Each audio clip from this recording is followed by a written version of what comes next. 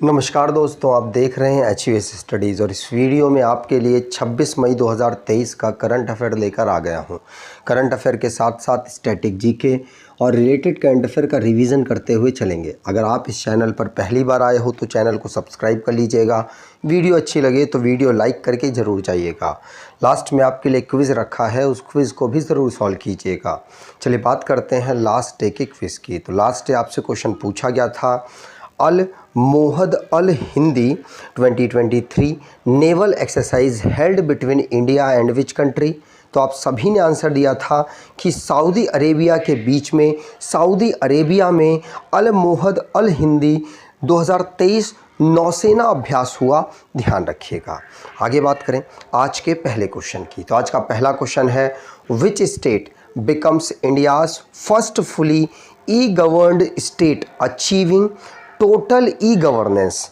तो कौन सा राज्य कुल ई गवर्नेंस प्राप्त करने वाला भारत का पहला पूर्ण रूप से ई गवर्नेंस राज्य बन गया है? तो आंसर होगा ये केरला राज्य बन गया है। तो थर्ड ऑप्शन यहाँ पर बिल्कुल सही होगा। तो केरला राज्य वो राज्य बना है जिसने फुली ई गवर्नेंस शुरू कर दिया है, ई गवर्नड स्टेट बन गया। और ये शुरुआत तो इसने बहुत पहले से कर दी थी। केरला का जो स्टेप रहा है ई गवर्नेंस के मीडियम में, उसने बहुत ही बेहतरीन परफॉर्मेंस किया। गांव से लेकर, पंचायत से लेकर, डिस्ट्रिक्ट से लेकर और राज्य तक उसने ये काम बड़ी सक्सेसफुली किया है।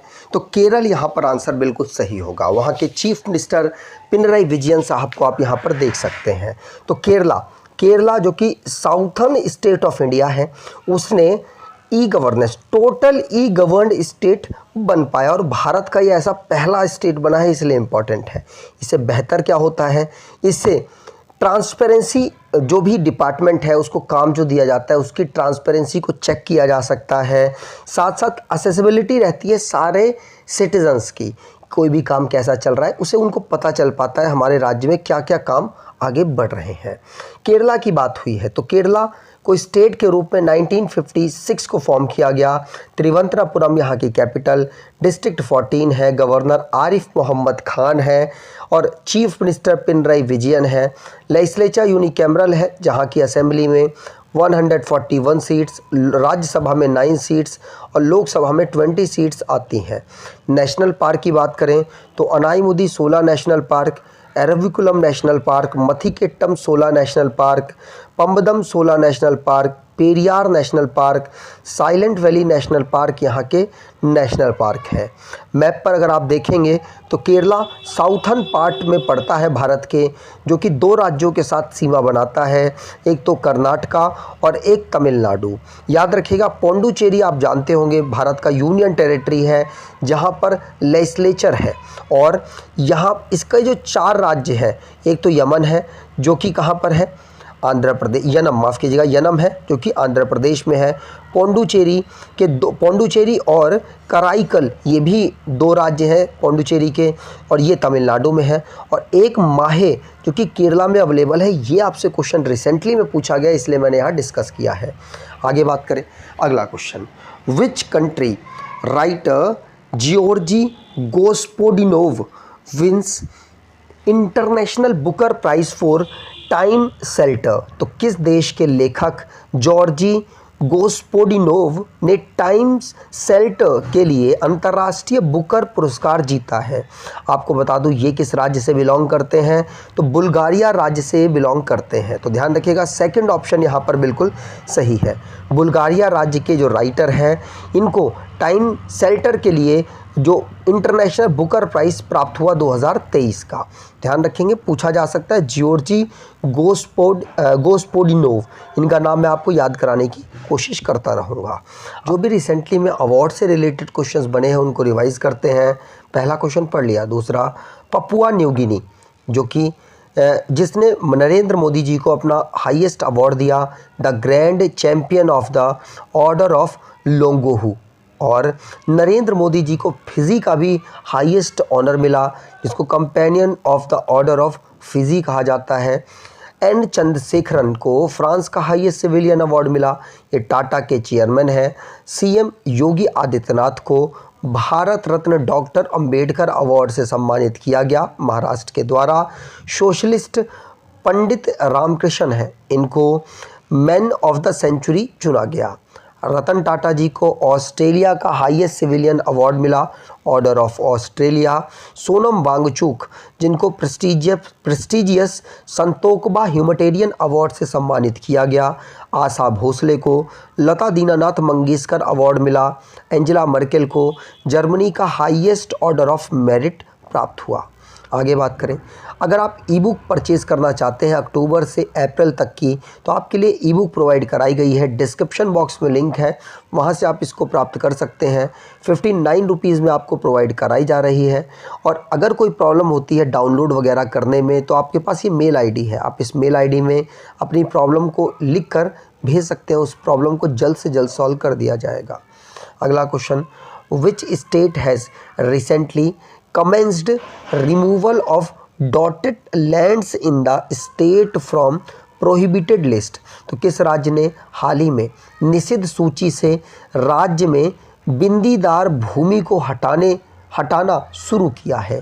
तो ये क्या है बिंदीदार, अभी बताता हूँ। डॉटेड लैंड क्या है बताता हूँ। तो ये आंध्र प्रदेश ने ऐसा शुरू किया है। तो आंध्र प्रदेश ने अपने यहाँ पर जो डॉटेड लैंड है उसको प्रोहिबिटेड लिस्ट से हटाना शुरू कर दिया है। यहाँ पर आपको एक स्ट्रक्चर लगाई हुई है। ये डॉटेड लैंड ये कौन सी डिस्प्यूटेड लैंड है जिसको किसी ने मतलब कब्जा कर रखा है। इसमें क्लियर नहीं है कि इसके ऑनर कौन है डॉक्यूमेंट के अकॉर्डिंग। अब इनको हम डॉटेड लैंड कह रहे हैं आंध्र प्रदेश के अकॉर्डिंग। तो आंध्र प्रदेश इनको रिमूव कर रहा है, इस डॉटेड लैंड को प्रोहिबिटेड लिस्ट है। क्योंकि अब जो डॉटेड लैंड है राज्य सरकार ने क्या किया, उसको प्रोहिबिटेड कर दिया।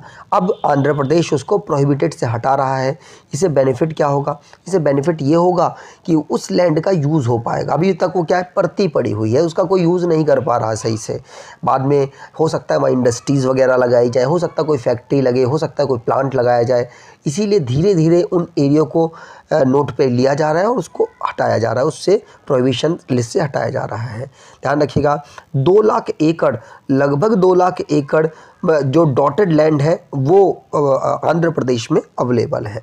आगे बात करें, अगला question, Commonwealth day of India is celebrated every year on which day? तो भारत का राष्ट्रमंडल दिवस हर साल किस दिन मनाया जाता है? आंसर होगा 24 मई को हम भारत का राष्ट्रमंडल दिवस मनाते हैं। ध्यान रखिएगा, तो 24 मई आंसर यहाँ पर बिल्कुल सही होगा। कॉमनवेल्थ डे ऑफ इंडिया, इसकी थीम की बात करें, forging a sustainable and peaceful common future इसकी थीम रखी गई है। इसकी एम क्या है? तो इसको कॉमनवेल्थ डे के समय हम प्रमोट करना चाहते हैं ह्यूमैनिटी को और सॉलिडिटी को।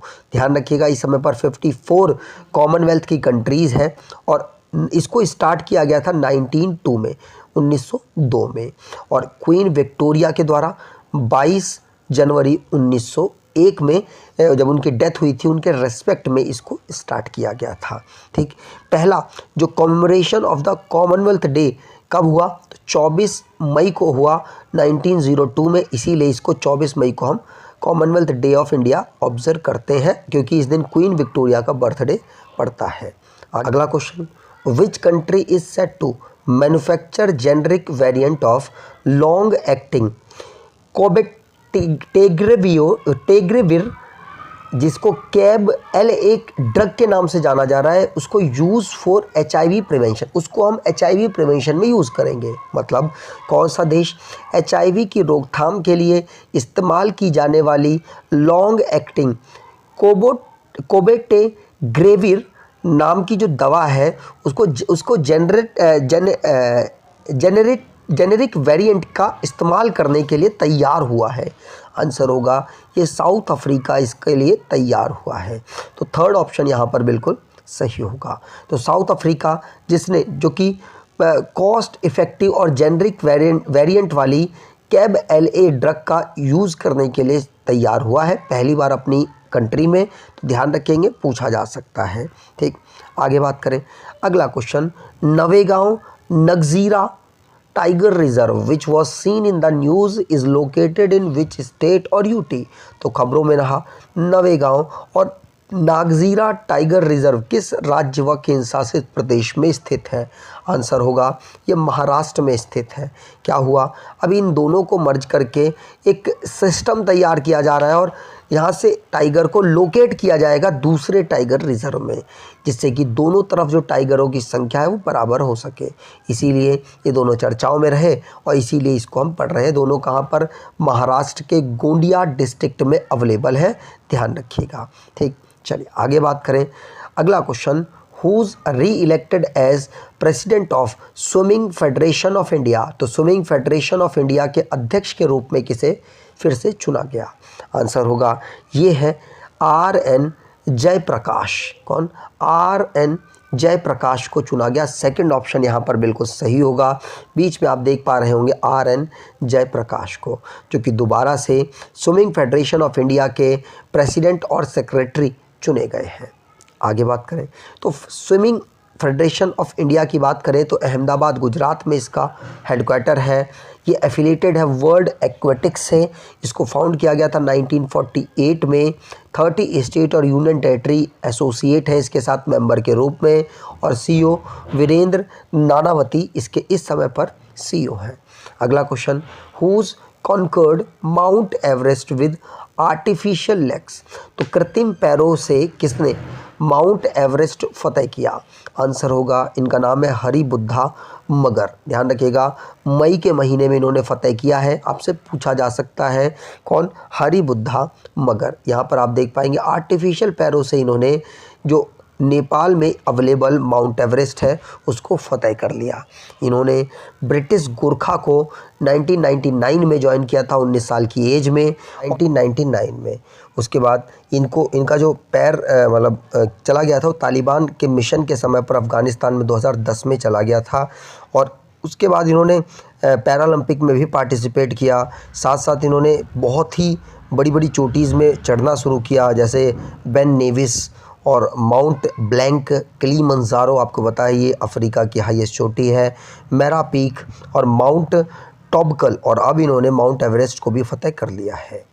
अब माउंट एवरेस्ट की बात करें तो माउंट एवरेस्ट को पहले किसने चढ़ा था? तो 1953 में एडमंड हिलेरी जो कि न्यूजीलैंड के पर्सन हैं, और तेजिंग नोर्गे शेरपा जो कि नेपाल के पर्सन हैं, इन्होंने पहली बार चढ़ाई की। उसके बाद जापान की पहली वुमेन, अगर वुमेन्स की बात करें तो जुनको ताइबी, ये पहली बार चढ़ी थी महिलाओं में, याद रखिएगा। और भारत में बात करें तो बचेंद्री पाल पहली वुमेन बनी जो कि माउंट एवरेस्ट में चढ़ी 1984 में, और संतोष यादव पहली इंडियन वुमेन बनी जो कि माउंट एवरेस्ट में डबल बार चढ़ाई की है। आगे बात करें, नेपाल की बात हुई है तो शाह डायनेस्टी के द्वारा इसको इस्टेब्लिश किया गया। साउथ एशिया में ये एक लैंडलॉक कंट्री है।